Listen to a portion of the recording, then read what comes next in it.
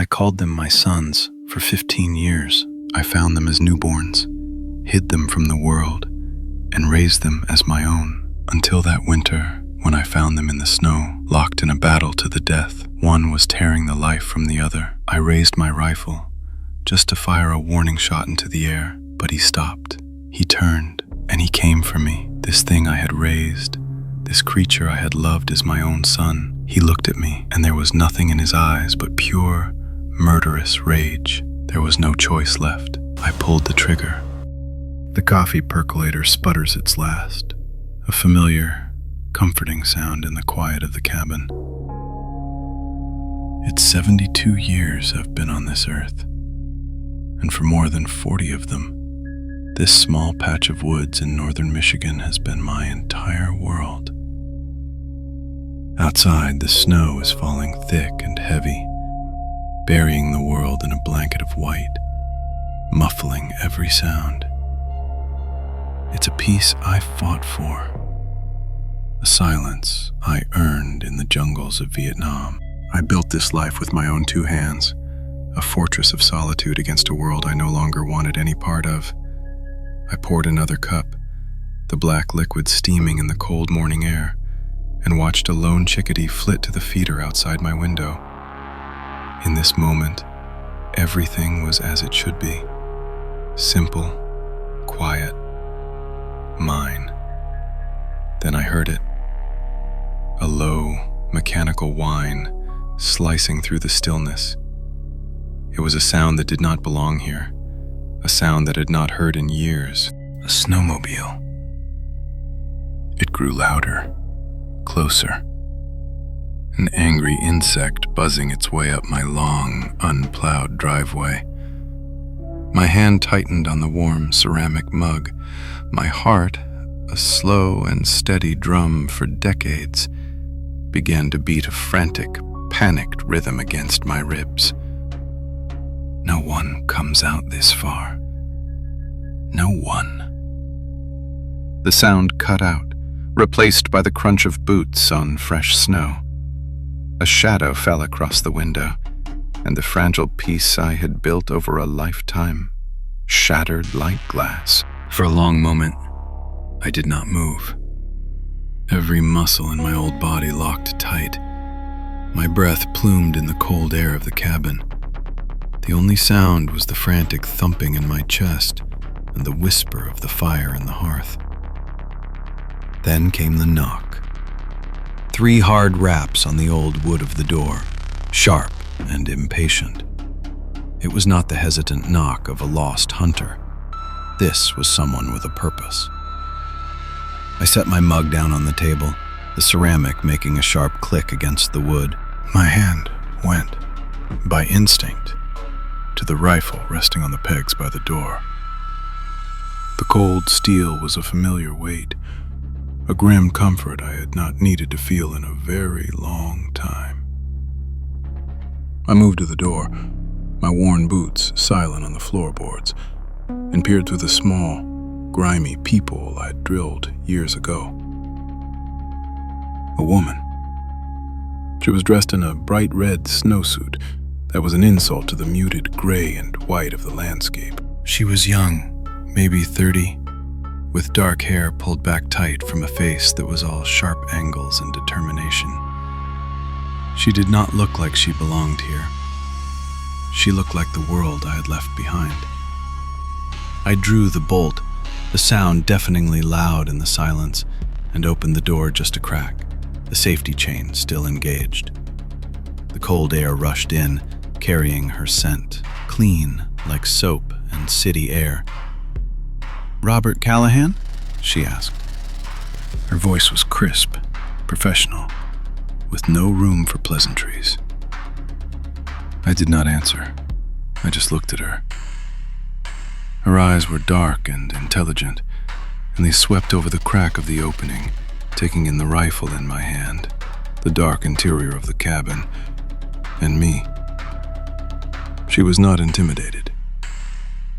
"My name is Dr. Eris Thorne," she said, pulling a thin electronic tablet from a pocket inside her jacket. The device looked alien in the snow-filled woods. I'm a wildlife biologist. For the past 6 months, we've been tracking an anomaly in this sector. A predator that does not fit any known profile. My blood went cold. It was a cold that had nothing to do with the winter air. A deep, internal freeze that started in my gut and spread through my veins.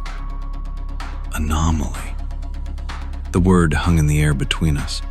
A death sentence for the life I had so carefully constructed. The memories came unbidden.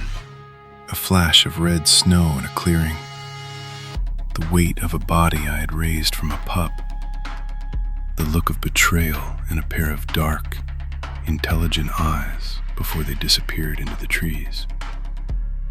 It was the winter of 1994, a lifetime ago. But for me, it was yesterday. The woman, this Dr. Thorne, saw the change in my face. Her expression hardened. I think you know what I'm talking about, Mr. Callahan. I'm not here by accident. Your property is the epicenter of all our data. I'm here to talk about the animal that you've been hiding. You have to understand, back in 1979, this land was even more remote. I'd just bought the 200 acres with my veterans' benefits, a broken-down cabin and a half-rotted barn. It was perfect. I wanted to be swallowed by the wilderness, to forget the man I'd been. The noise of the world had started to sound too much like the noise of the jungle, and I needed a place where the only ghosts were the ones I brought with me. That first winter was brutal, a true northern winter that tested your will to live. The cold was a physical thing, a predator that was always at the door, always looking for a way in. My days fell into a rhythm of pure survival, chopping wood until my back screamed, patching the holes in the cabin walls with whatever I could find, and checking my trap lines. It was on one of those checks, a gray afternoon in late November, that everything changed. I was a few miles from the cabin, in a part of the forest choked with rocks and deadfall that tore at your clothes and tried to snap your ankles. The sun was a pale disk in a gray sky, offering no warmth, only a flat, shadowless light. The silence was absolute, the kind that presses in on you, broken only by the crunch of my boots in the dry, squeaking snow. That's when I found the scene. It was not a cry I heard, but a smell. The coppery tang of fresh blood, so much of it that the scent hung heavy and metallic in the freezing air, a foul stain on the clean cold. It was the smell of a slaughterhouse, not a clean kill, and it pulled me forward against my better judgment. At the base of a massive fallen pine, half buried in a drift of snow, was the mother. My mind struggled to process what I was seeing. She was huge, bigger than any wolf, bigger than a black bear, with dark, matted fur caked with frozen blood. Her frame was powerfully wrong, the limbs too long, the shoulders too broad, a grotesque parody of something familiar. Her throat had been torn out, a wound so savage it looked like a red-rimmed crater in her neck. The snow around her was a nightmare canvas, trampled and sprayed with blood that had frozen into obscene, glistening blossoms of crimson. Whatever had done this was a predator of incredible size and fury. And then I saw them, huddled against her cooling body, burrowed into the fur of her belly for a warmth that was rapidly fading, were two small things, no bigger than kittens. They were making a faint, mewling sound, a desperate, thin noise that was almost lost in the vast, cold silence. Their eyes were still sealed shut, their tiny bodies trembling violently. They were not wolf pups. My brain tried to make them fit but the shape was wrong. Their snouts were too short, their paws too broad and flat. I knelt, my rifle held ready, scanning the trees around me. The killer could still be close. As I got closer to the pups, I saw it. Even covered in their mother's blood, and I could see the shape of their front paws. They were not paws. They were hands. The faint outline of 5 small, perfectly formed fingers and a thumb. I should have left them. Every instinct I had, every lesson the wild had ever taught me, screamed to turn around and walk away. This was an aberration. This was something that should not be. Nature was correcting a mistake, and I had no business interfering. But I'd seen enough death in the jungles of Vietnam to last 10 lifetimes. I'd watched boys younger than me bleed out in the mud, crying for their mothers, and I had not been able to do a damn thing. I had stood by and let death have its way, again and again. I could not do it again. I could not leave 2 more lives to be extinguished in the snow while I just walked away. It was a weakness, I knew that. A foolish, sentimental impulse that had no place out here, but I could not stop myself. I took off my heavy canvas coat and gently, so gently, scooped them up. They were impossibly small, their fur sticky and cold. Their tiny, trembling bodies were a faint warmth against my chest as I wrapped the coat around them. The whole way back to the cabin, I kept looking over my shoulder, my rifle in one hand, the bundle in the other, expecting some nightmare creature to come bursting from the trees to reclaim its young or finish the job. But nothing came. There was only the wind and the snow and the 2 fragile heartbeats against my ribs. I carried my mistake home. That night, I cleaned them up by the fire, fed them warm milk mixed with egg yolk from an eyedropper. They took to it hungrily, their strange little hands gripping the dropper with surprising strength. As I watched them, huddled together in a wooden box filled with old blankets, a name came to me. A story from a book I had not thought about in years. A story of 2 brothers, raised by a wolf, who would go on to build an empire. A story that ended with one brother killing the other. It seemed fitting, somehow. A prophecy, maybe. I named them Romulus and Remus. They grew with an unnatural speed. It was a growth that defied all the laws of nature I knew. A relentless, explosive expansion of bone and muscle that was both magnificent and terrifying to witness. Within a year, they were the size of large dogs, all lean muscle and predatory grace. By year 2, they could stand on their hind legs and look me in the eye. I am not a small man, but the sight of them standing there, silent and watchful in the dim light of the barn, never failed to send a cold spike of fear and awe through me. They were a strange mix of canine and something else, something unnervingly intelligent. They moved on all 4s with a speed that was breathtaking, a silent, fluid motion that consumed the ground. But they could stand on their hind legs, nearly as tall as me, and watch the world with an unnerving focus. Their heads tilted as they processed the sights and sounds around them. Their hands were the most remarkable thing, the most damning proof that they were not of this world.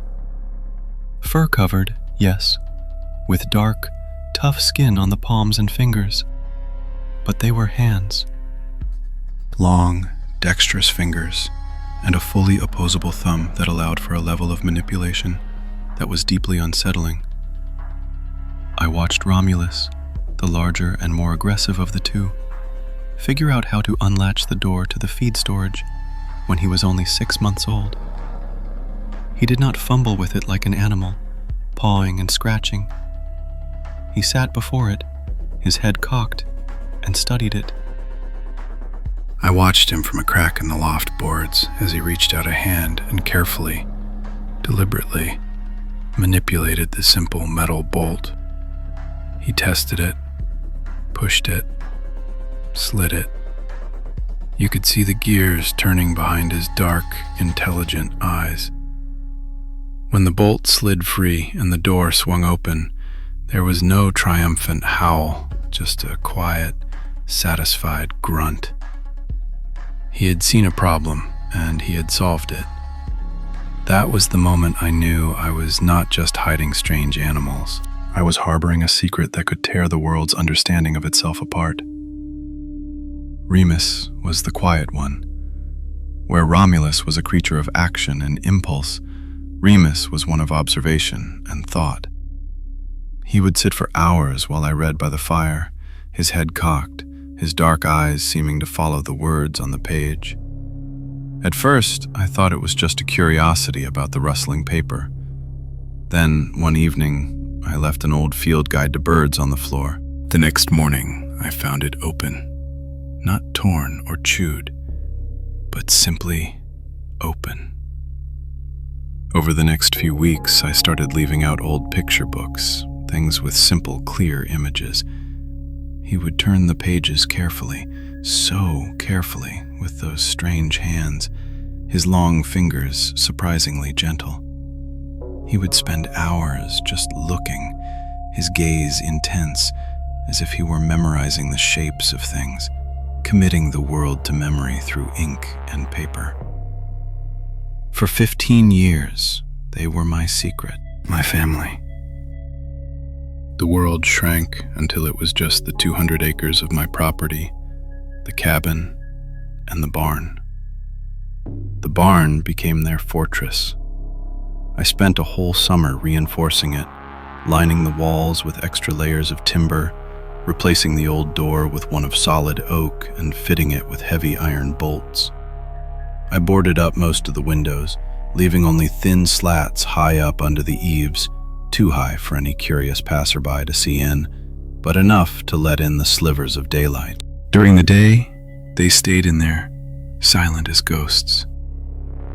At night, I would slide back the bolts and let them run in the forest. I would sit on the porch, a cup of coffee in my hands, and watch their dark shapes melt into the trees. Sometimes I would hear them, a distant call that was not quite a howl, or the sound of something large crashing through the undergrowth. They were my sons. In the crushing silence of my self-imposed exile, they became the only thing I had to talk to. I told them about Vietnam, about the heat and the fear. I told them about the wife who left me and about the life I had failed to build. They would sit and listen. Remus with his intense, focused gaze, Romulus with a restless patience, and in their silence, I found a strange kind of comfort. But as they grew, so did the wildness inside them. The 15 years were not all quiet observation and problem solving. As they moved from adolescence into the terrifying power of their full maturity, the change was palpable.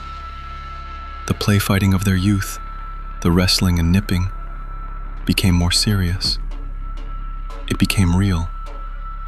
I would hear them in the barn, the sound of their heavy bodies slamming against the reinforced walls, the snarling that was no longer a game.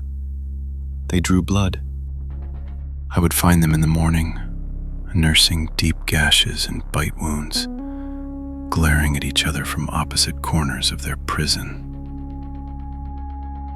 Romulus began to challenge me. It started small, a low growl in his chest if I approached his food too quickly. Then it became more direct. One evening, I tried to take a deer bone from him that he had been gnawing on for days, worried it would splinter. As my hand reached for it, he moved with a speed that defied his size, his body blocking mine, his lips pulling back from his teeth in a silent, clear warning. He did not make a sound, but his eyes held mine, and in them, I no longer saw the pup I had raised.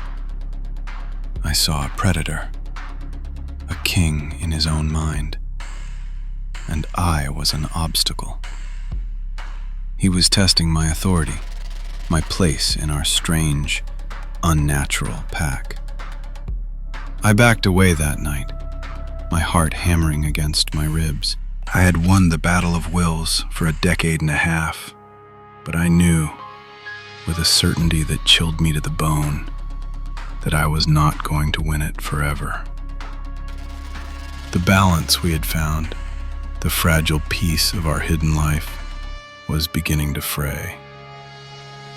The breaking point came in the autumn of 1994. The air had turned sharp and clean, carrying the earthy smell of decay and the promise of the coming winter. The leaves had already fallen, creating a thick, rust-colored carpet on the forest floor that muffled my footsteps. It was a time of year I usually loved, a quiet, contemplative period before the world was buried in white.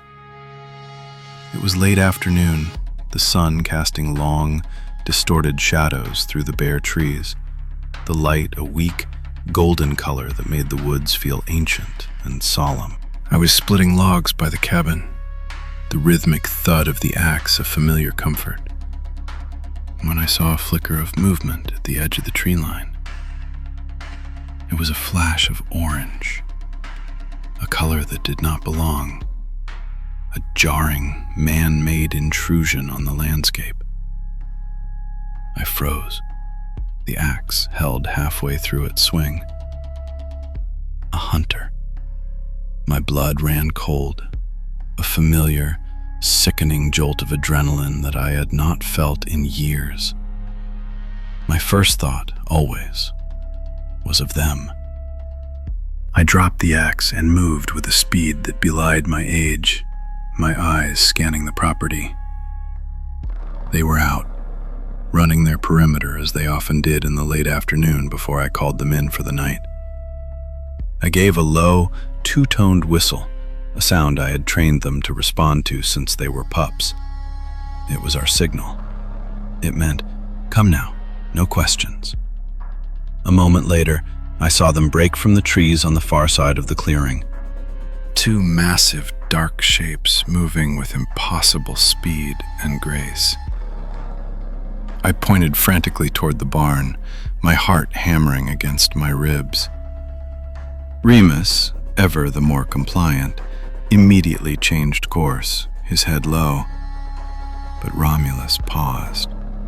He stood on all fours, his great head raised, sniffing the air, his ears swiveling. He had scented the stranger. He looked at me, a question in his intelligent eyes, a low rumble starting in his chest. "Now," I hissed, my voice a harsh whisper. "Into the barn, now." For a terrifying second, I thought he would defy me. He took a half step in the direction of the hunter, a predatory stillness coming over him. But then he looked back at me, at the urgency and command in my posture, and with a final, resentful snort, he turned and followed his brother into the dark maw of the barn. I slammed the heavy oak door shut and threw the bolts just as the hunter, a young man in a bright orange vest, stumbled into my clearing. He was harmless enough, just a kid from downstate by the looks of him, maybe 25, with a bewildered expression and a brand new rifle slung over his shoulder. He'd gotten turned around, separated from his group. He was apologetic, clearly unnerved by the sheer isolation of my property. I tried to keep my voice even. I tried to stop the tremor in my hands as I offered him a cup of coffee. My entire body was tense, a coiled spring of anxiety. Every nerve screamed for him to leave. I just wanted him gone. We stood on the porch while he drank the coffee, and I gave him directions back to the main trail, pointing with a hand that I prayed looked steady. He was grateful, talkative, filling the quiet air with nervous chatter about his trip, the weather, the lack of deer.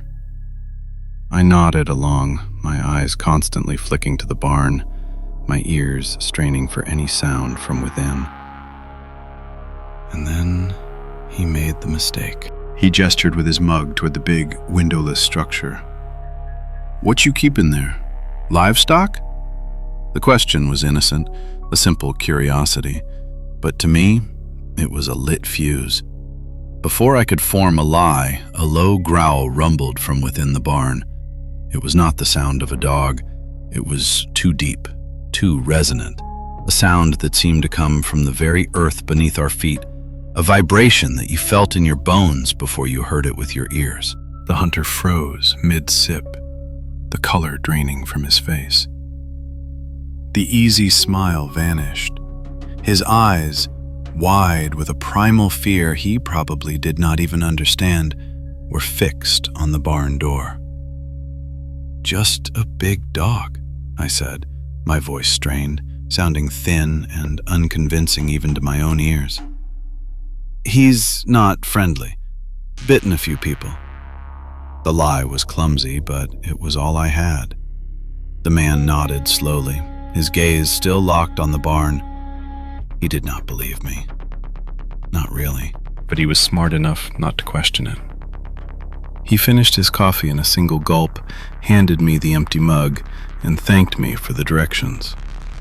He left quickly, almost jogging back into the woods, casting one last, fearful glance over his shoulder at the silent, imposing barn.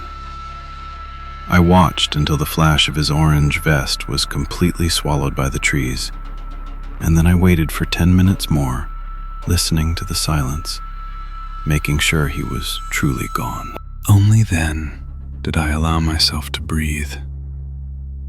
My relief was a fragile, fleeting thing, quickly replaced by a cold, creeping dread. I turned and walked to the barn, my boots heavy as lead.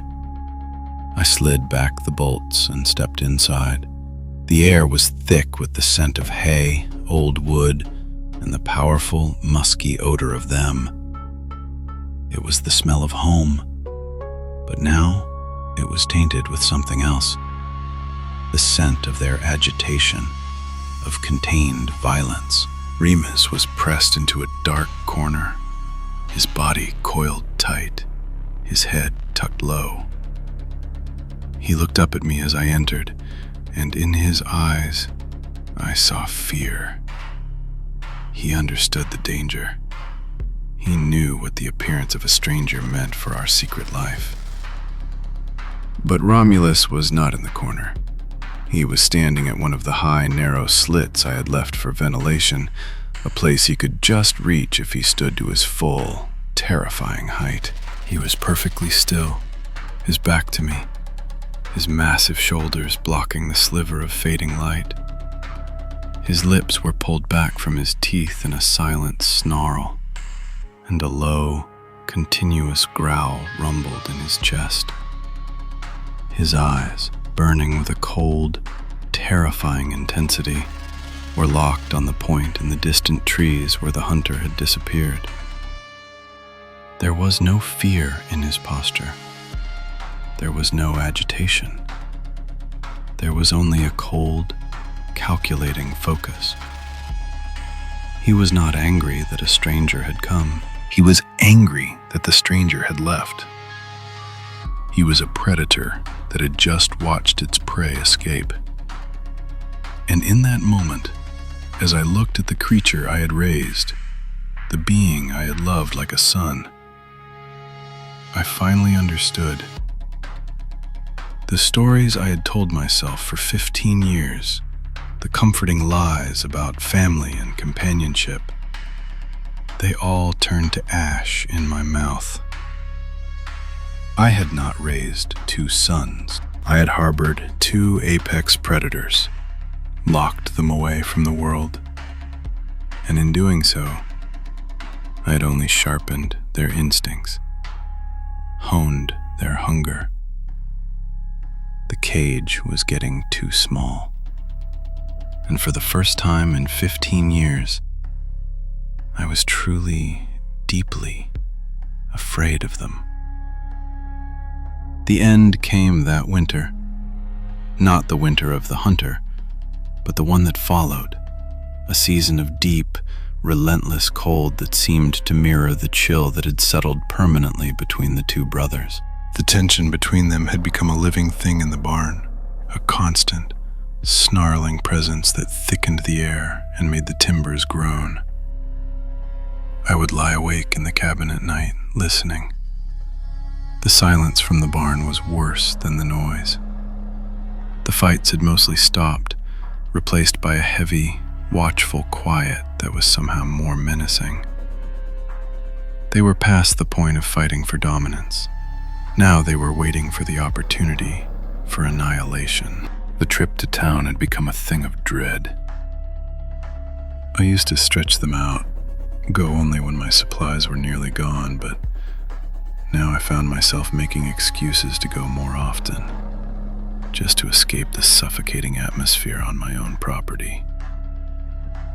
Each time I left, a cold knot of fear would tighten in my stomach. I felt like I was leaving a lit bomb behind, and I could only pray the fuse was a long one. On that final day, in early January of 1995, the sky was the color of lead, and a bitter wind was driving fine, hard pellets of snow horizontally across the landscape. The drive back from town was treacherous, the old truck sliding on the icy road. The whole time, my mind was on them. I kept picturing the barn, the two massive forms circling each other in the gloom, the silent promise of violence hanging between them. I pushed the truck harder than I should have, my knuckles white on the steering wheel, a terrible urgency clawing at me. When I turned onto my long, unplowed driveway, I saw it immediately.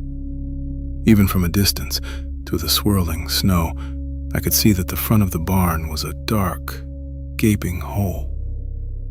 The solid oak door, the one I had built with my own hands and reinforced with iron, was gone. Not just open, but gone. It had been torn from its hinges, the wood splintered into unrecognizable shards, the heavy iron bolts twisted into mangled shapes as if they were made of soft lead. I slammed the truck to a halt, the engine dying with a shudder, and the world went silent save for the howl of the wind. I sat there for a long moment, my mind refusing to accept what my eyes were seeing. The sheer, impossible force required to do that kind of damage was staggering. I grabbed my rifle from the rack behind the seat, my movements stiff and clumsy. My hands were shaking, not from the cold, but from a deep, soul-shaking terror. I stepped out into the wind, the snow biting at my face. The snow in front of the barn was a scene of pure chaos. It was torn up, churned into a frenzy of deep tracks, gouges, and furrows. And there was blood. Not just a few drops, but great, obscene splashes of it, a violent red spray against the pure white snow, already freezing into dark, crystalline flowers. A trail of this destruction, a clear path of struggle and pursuit, led from the ruined barn and into the trees. I started to follow. My mind was a blank, a roaring void of fear. There was no room for thought, only the primal, desperate need to find them, to see, to know. I was a hunter, and my tracking skills took over, my eyes reading the story in the snow. Two sets of tracks, one deeper, more powerful, driving forward relentlessly.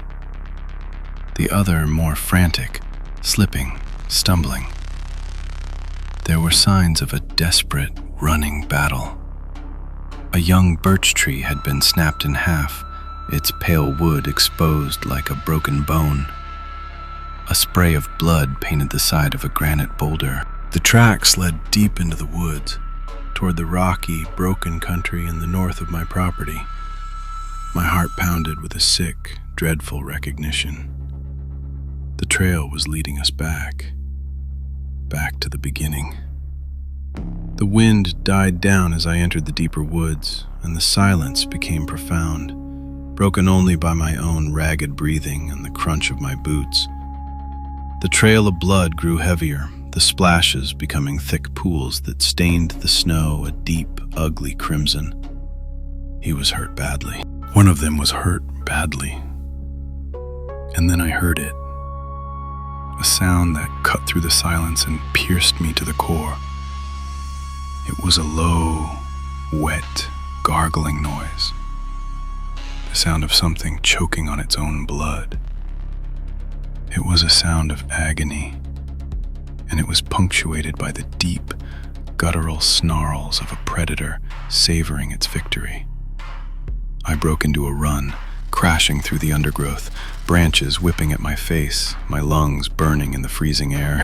I burst into the small rocky clearing and stopped dead, the scene before me burning itself into my memory forever. It was the same clearing. The same massive fallen pine lay half buried in the snow, a silent monument to the day this all began.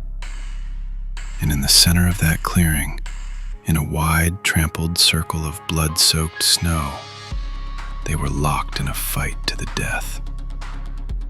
But it was no longer a fight. It was an execution. Remus was on the ground, his body a canvas of deep, bleeding wounds. He was trying to struggle, his claws scrabbling weakly at the frozen earth, but he was finished. Romulus stood over him, a terrifying statue of black fur and honed muscle. He was larger, stronger, and in that moment, he was the incarnation of pure, merciless rage. Remus was on the ground, and Romulus's jaws were clamped around his throat. "No!" The scream was torn from my throat, a raw, ragged sound of a father's anguish. "Romulus, stop!" They did not even acknowledge me. They were lost to a rage that had no room for me. For the 15 years we had shared, for the bond I had foolishly believed we had forged. Romulus just tightened his grip, shaking his brother's body with a savage, final ferocity, like a dog with a rat. Remus gave a choked, gargling cry, a sound that would haunt my nightmares for the rest of my life, and then his body went limp. I did the only thing I could think of. I raised my rifle to my shoulder, my sights finding the empty, gray sky above them, and fired a warning shot into the air. The crack of the rifle was deafening in the enclosed clearing, a sharp, violent sound that echoed off the rocks and trees like thunder. For a moment, it worked. Romulus froze. He released his grip on his brother's throat and raised his head. He turned to face me, and what I saw in his eyes stopped my heart. They were black, not with the intelligence I knew, but with a flat, primal bloodlust. His lips were pulled back from teeth stained with his brother's blood. There was no recognition, no memory of the man who had raised him from a helpless pup. There was only the predator, interrupted at its kill. And then he moved. He released his brother, letting Remus's limp body fall into the red snow. He took one step toward me, then another, a low, rumbling growl building deep in his chest. He was coming for me. There was no thought. There was no choice. 15 years of love and care, of shared silence and secret companionship, It all vanished in that single, terrifying instant. He was 10 feet away, a blur of muscle and death, a nightmare of my own making come to claim me. My body acted without my mind's permission. The training from a lifetime ago, from a jungle half a world away, took over. The rifle came up, the sight found the center of his massive chest, and I pulled the trigger. The roar of the second shot was a physical blow. The shot threw him sideways, a violent, convulsive movement that spun him off his feet. He hit the snow with a heavy, final thud. A great shudder ran through his body, a last, desperate tremor. And then he was still. The silence that followed was absolute. It was a silence heavier and more profound than any I had ever known. It pressed in on me, suffocating me, filled only by the ringing in my ears and the frantic, useless beating of my own heart. The smell of gunpowder and fresh blood hung in the cold, still air. For a long time, I just stood there, the smoking rifle a dead weight in my hands, unable to move, unable to think. Then, a movement in the corner of my eye. Remus. He was stirring. With a pained, shuddering groan, he struggled to his feet. He was a ruin. Blood poured from a dozen wounds, matting his dark fur, steaming in the cold. He was swaying, barely able to stand. He looked at the still form of his brother lying in a heap in the snow. A low, mournful sound, a sound of pure, unadulterated grief, escaped his throat. Then he raised his head and looked at me. He looked at me, standing over his brother's body, holding the smoking rifle that had killed him. The look in his eyes was not one of gratitude. It was not the look of an animal that had been saved. It was a look of pure, soul-shattering terror and absolute betrayal. In that moment, I was not his father and not his savior. I was a murderer. I was the monster in the clearing. He held my gaze for a long, silent moment, and in his eyes I saw the death of everything we had been. Then he turned, and with a wounded, stumbling gait, he vanished into the trees, leaving a new trail of blood in the snow. He was gone, leaving me alone with the son I had just murdered. And so I come back to today, to the shadow at my window and the crunch of boots in the snow. For more than 20 years since that day in the clearing, the silence had been my only companion. A heavy, suffocating silence filled with the ghosts of what I had done and what I had lost. I buried Romulus in the frozen earth of 1995. A task that took 2 days and broke something inside me that never healed.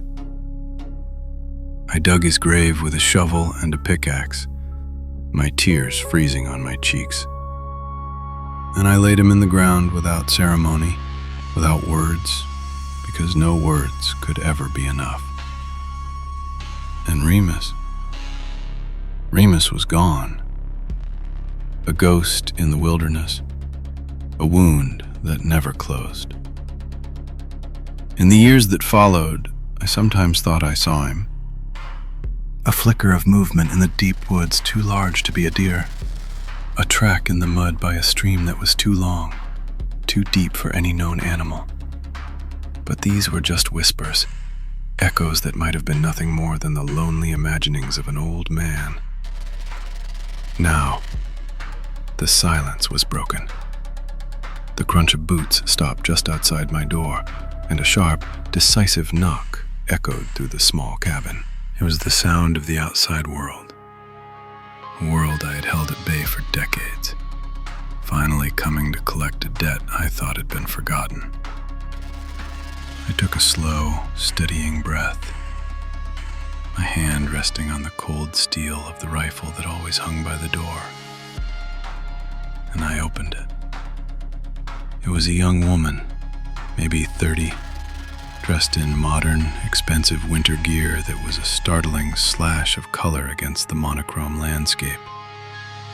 She was not from around here. People from around here have a certain look in their eyes, a quiet understanding of the woods. Her eyes were sharp, intelligent, and impatient. They were the eyes of the city, of a world that believed every mystery could be solved, every shadow dissected and labeled. "Robert Callahan?" she asked, her voice crisp and professional, with no hint of warmth. It was a voice used to getting answers, a voice that did not expect to be denied. I just nodded, my face a stony mask I had perfected over years of solitude. My silence was a wall, and I waited to see if she would try to climb it. She held up a tablet, a sleek black rectangle that seemed to absorb the pale winter light. The screen glowed to life, and for a moment, the strange, sterile light of it was the only thing illuminating her determined face. "My name is Dr. Eris Thorne," she said, her eyes never leaving mine. "I'm a wildlife biologist. For the past 6 months, my team and I have been tracking an anomaly in this sector, a predator that does not fit any known profile. Its thermal signature is too large for a wolf. Its movement patterns are inconsistent with a bear.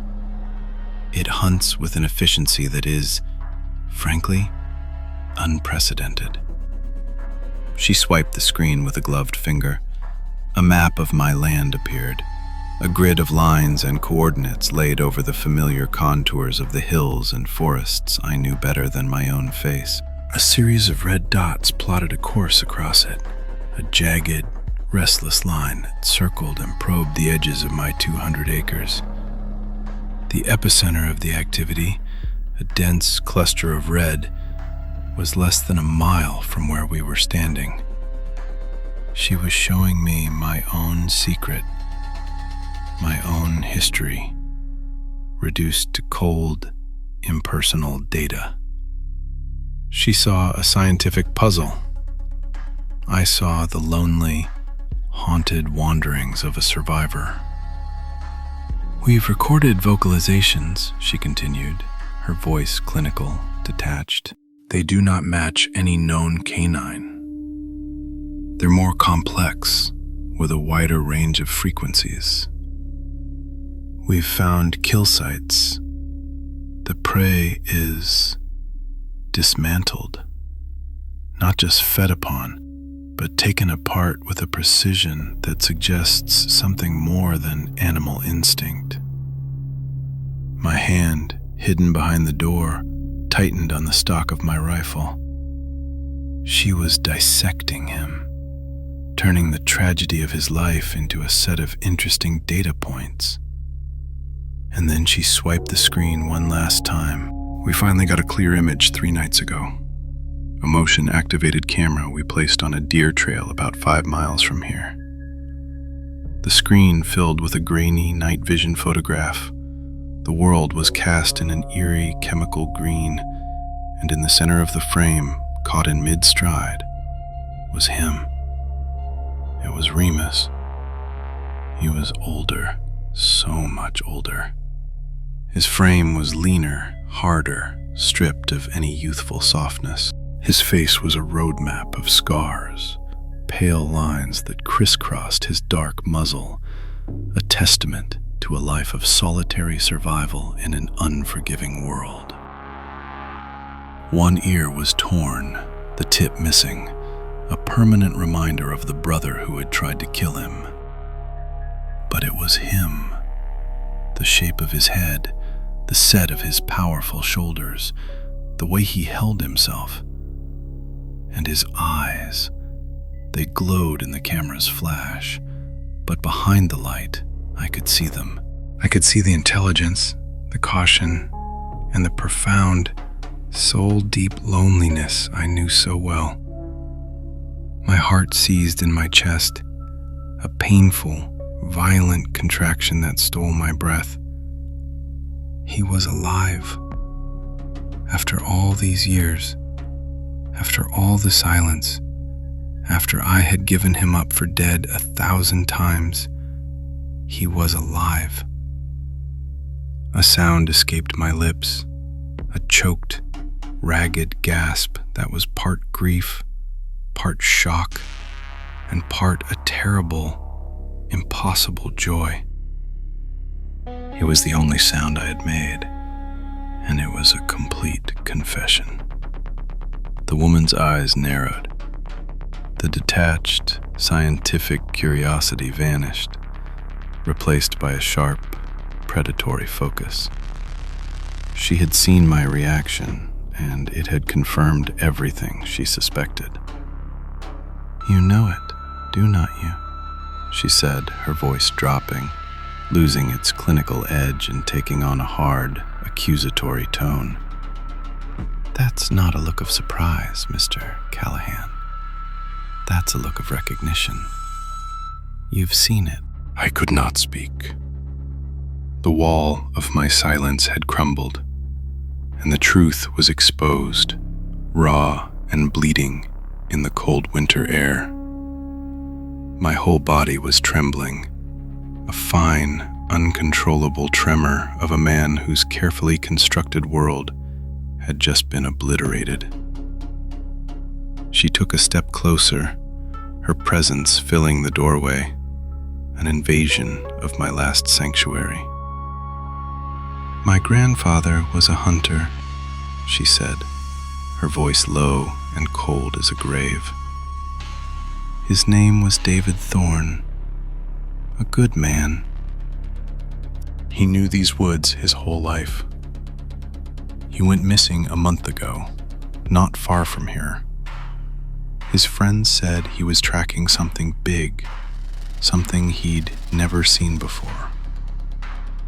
The name meant nothing to me, but the story sent a fresh wave of ice through my veins. The lost hunters. Over the years, there had been stories, whispers in town on my rare supply runs.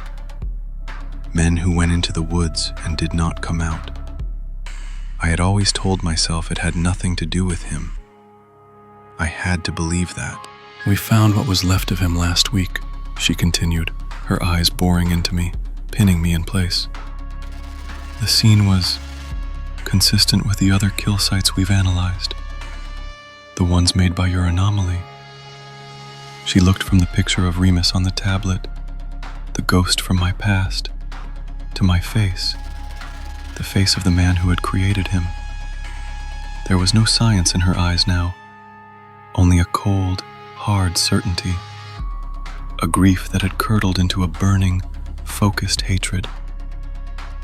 "That thing killed him," she said, the words as sharp and brutal as shards of glass. "I'm not here with a research grant, Mr. Callahan. I'm not here to study it. I'm here with a hunting permit issued by the state for the extermination of a dangerous, unidentified predator." She held up a folded piece of official-looking paper, a death warrant. "And I'm not leaving these woods until the animal that lives on your property is dead."